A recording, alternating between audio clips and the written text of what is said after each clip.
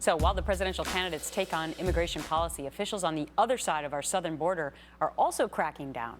Yep, they are. U.S. visitors entering Mexico will now be asked for passports at a new pedestrian crossing unveiled in Tijuana this week. Mexican officials say the new facility will transform the experience for the more than 20,000 people crossing over into Mexico every day. Katie Pavlich, editor of townhall.com and a Fox News contributor, is here to talk about that and more.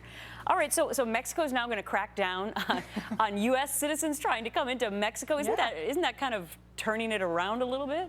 Yeah, Mexico is issuing a crackdown on border security in Tijuana. They just built this huge facility where they're going to have Mexican nationals in one line and U.S. citizens and foreigners in the other, and you have to show a passport to get into Mexico. And the key here is what immigration officials in Mexico are saying about this. They're saying the process for people coming into the country has been disorganized. This will make it organized, and that they're cleaning house to make sure they know who is in the country and who isn't. If you're going to stay longer than a week, you have to pay a fine, and you have to make sure that you have your permit with you while you're in the country. And so it is quite ironic considering how the Mexican government lectures the United States on their immigration policy when it comes to border security. Yeah, no doubt. So is this true or not, that Mexico refuses to take back violent criminal aliens who have committed heinous crimes in our country?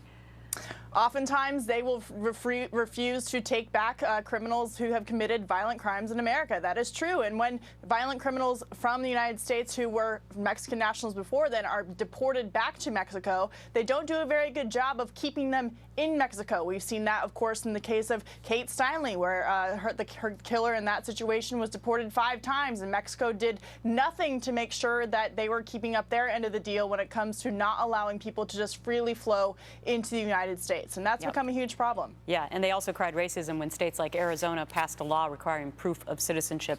Want to move on to this because Ben Carson said some interesting remarks about drones and illegals and immigration. Listen to this.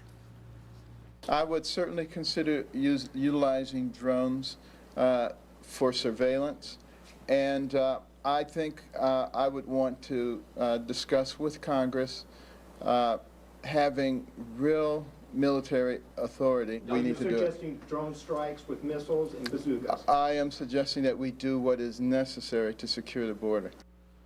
What'd you make of that?